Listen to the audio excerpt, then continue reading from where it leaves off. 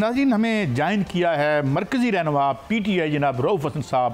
बहुत से इनके तारुफ़ के हवाले, मगर ज़्यादा अब जो एक नुमाया है हवाला वो सियासत का है। बहुत शुक्रिया रऊफ़ हसन साहब, आपने हमें वक्त दिया। हजूर ये फरमाएँ कि एक आज सैनेट में 2-3 बातें बड़ी अजीब हुई। एक तो ये कि जनाब सिद्दीकी साहब जो PMLN के सैनेटर हैं, उन्होंने आपको भी दावत दी कि हमारे साथ बात करें। उधर मुशाहिद हुसैन सैयद साहब कह रहे हैं कि तमाम जो सियासी कैदी हैं उनको जो है वो रिहा कर दिया जाए। और मुश्ताक साहब जो कि गालिबन जमात इस्लामी के सैनेटर हैं, उन्होंने मुकदमे की बात भी की, जो यानी चीफ इलेक्शन कमिश्नर एक कॉन्स्टिट्यूशनल है।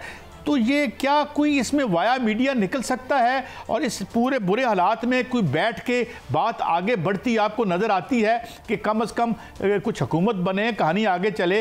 ये तो स्टेलमेट नज़र आता है। जनाब रऊफ़ हसन साहब, देखिए, इलेक्शन कमीशन का जहाँ तक रोल है वो मुजरिमाना, अगर मैं कहूँ तो वो एक अंडरस्टेटमेंट होगी।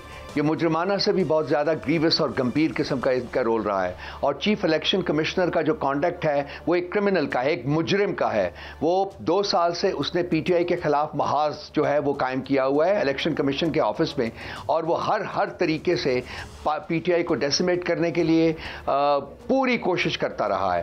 तो सेनेटर मुश्ताक साहब ने जो इनके बारे में कहा है, मैं उसमें एक चीज़ सिर्फ ऐड करूंगा, वो ये है कि वो उनका इस्तीफा आना चाहिए और फौरी आना चाहिए, बगैर किसी वेस्ट ऑफ टाइम के आना चाहिए। उन्होंने कॉन्स्टिट्यूशन को वायलेट किया है, उन्होंने रूल ऑफ लॉ को वायलेट किया है, उन्होंने पाकिस्तान के हर इंस्टीट्यूशन को अनकॉन्स्टिट्यूशनल और इलीगल कर दिया है। इसके बड़े दूररस जो है असरात होंगे, जो कि हम आने वाले जो लोग हैं आइंदा महीनों और सालों में आप देखेंगे कि इसके कितने गंभीर असरात होते हैं। सो अगर ये इसको अकाउंटेबल ना ठहराया गया इसके अपने कॉन्डक्ट का, तो उसके भी बहुत गंभीर असरात होंगे। ये हो गया जहाँ तक जस्टिस मुश्ताक सेनेटर मुश्ताक साहब ने कहा है।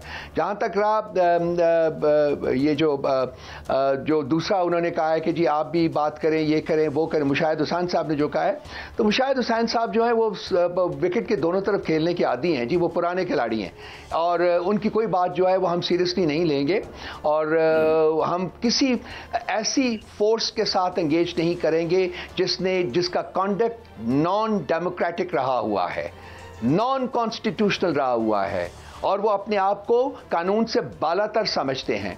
हम हर उस पॉलिटिकल फोर्स के साथ एंगेज करेंगे जो कि कानून की रूल को एस्टैब्लिश करना चाहती है, जिसका माजी जो है वो भी कानून के रूल को एस्टैब्लिश करने का गमाजी हो।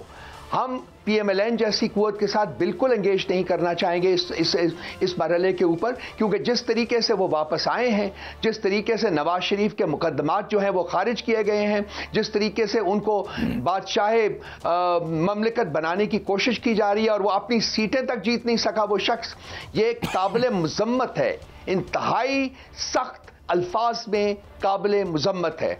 सो मुशाहिद हुसैन सैयद साहब का ये कहना जो है वो बिल्कुल कोई हकीकत, कोई रेलेवेंस नहीं रखता। इस वक्त मुल्क एक बड़े नाजुक नहज के ऊपर खड़ा है और जो भी कदम आपने उठाने हैं उसको सोच समझ के उठाना है। ये देखना है कि इसके असरात मुल्क के ऊपर क्या होंगे, मुल्क के मुस्तकबिल के ऊपर क्या होंगे। इस वक्त जो सबसे इंपॉर्टेंट चीज़ है जिसको हम डिमांड करते हैं, शिद्दत से डिमांड करते हैं, वो है कि जो अवाम का मैंडेट रिस्टोर किया जाए।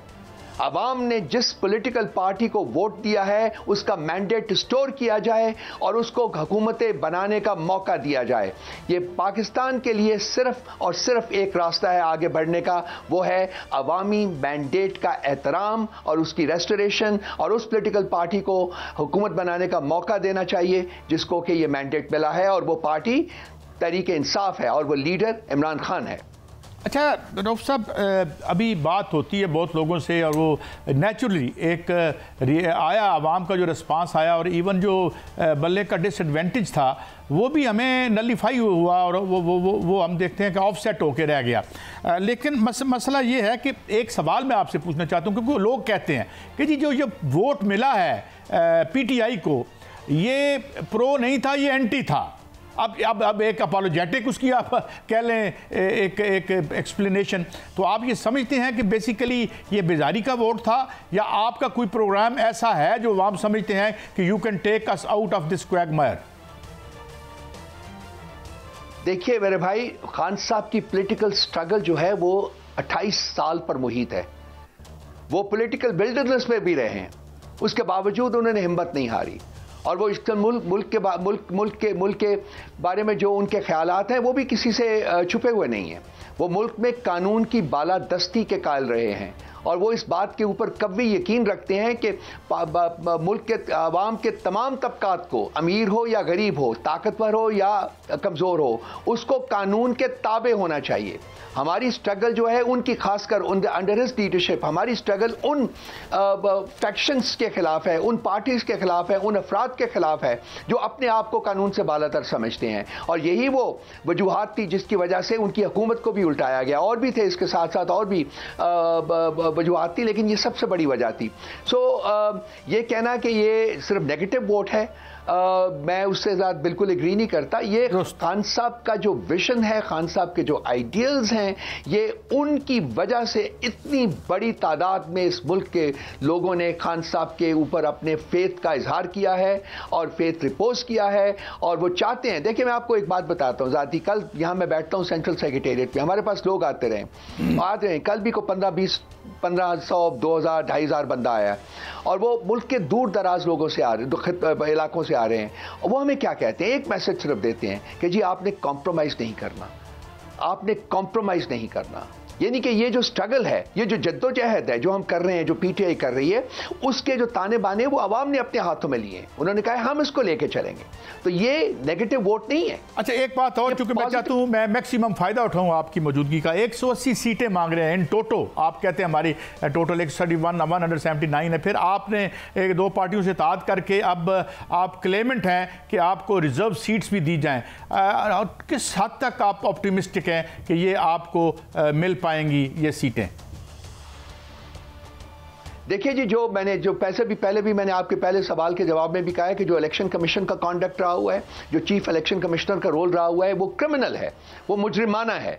तो हमें इनसे तो कोई उम्मीद नहीं है कि ये हमें करेंगे। जहां तक अदालतें हैं, उन्होंने भी रिसेंट पास्ट में पीटीआई के बारे में और खान साहब के बारे में जो मुकदमात सुने हैं, उनमें भी जो जिस किस्म की जजमेंट्स आई हैं वो भी आपके सामने हैं। तो हमें पर से हमें इन अदारों से कोई किसी ऐसी रिलीफ की तवक्को नहीं रखते। लेकिन ये हमारा आईनी हक है, हमारा कानूनी हक है, हमारा सियासी हक है और हम इसको लेके जाएंगे, हम इसको परस्यू करेंगे, हम इसको फाइट करेंगे और इसको अपने आखिरी नहज तक लेके जाएंगे कि हमें रिलीफ मिले, हमें इंसाफ मिले। हम कोई किसी से कोई फेवर नहीं मांग रहे हैं, हम इंसाफ मांग रहे हैं on the basis of proofs that we have provided to them and we shall continue to provide to them. So ये हमारे ऊपर आसान नहीं होगा, ये मुल्क के ऊपर इनको चाहिए कि मुल्क के ऊपर रहम करें। अच्छा, एक और बात रऊफ भाई, एक और बात, बार बार टाइम एंड अगेन र्यूमर मिल भी चलती है, सोशल मीडिया है जी, बात हो रही है, लोग हैं, ऑफरें आ रही हैं, कोई ऑफर्स आ रही हैं आपको इस सिलसिले में जिसके बारे में आप कह रहे हैं कि भाई हम कोई कंप्रोमाइज़ नहीं करेंगे फिलहाल? तो ये आप, तो कुछ लोग आर यू बीइंग अप्रोच्ड? हम कहते हैं जी हमें कॉम्प्रोमाइज किसके ऊपर करना है? हमें कॉम्प्रोमाइज करना है प्रिंसिपल्स के ऊपर, उन असूलों के ऊपर जो पीटीआई के असूल हैं। वो क्या असूल हैं? बड़े सिंपल से असूल हैं भाई। वो आइन की बालादस्ती, कानून की बालादस्ती, सोशल वेलफेयर, ये असूल हैं जिनके ऊपर हमने कॉम्प्रोमाइज़ नहीं करना। और जिस तरीके से हुकूमत गिराई गई थी हमारी, वो गलत काम था। जिस तरीके से इलेक्शंस को रिग किया गया है, वो गलत काम है। इन चीज़ों के साथ हम कॉम्प्रोमाइज़ नहीं करेंगे। जब हम मांगते हैं अपना हक, तो वहां हम कॉम्प्रोमाइज़ नहीं करेंगे। जब हम कानून की बालादस्ती चाहते हैं, वहां कॉम्प्रोमाइज़ नहीं करेंगे। जहां हम आइन की बालादस्ती चाहते हैं, वहां कॉम्प्रोमाइज़ नहीं करेंगे। ये कोई ज़ाती हमारी ख्वाहिशात नहीं है, ये हमारी पार्टी की ख्वाहिशात हैं। हम कोई आले शरीफैन और आले जरदारियान नहीं है जो कि अपनी जेबें भरने के लिए जो है। थैंक यू वेरी मच, आपने हमें वक्त दिया।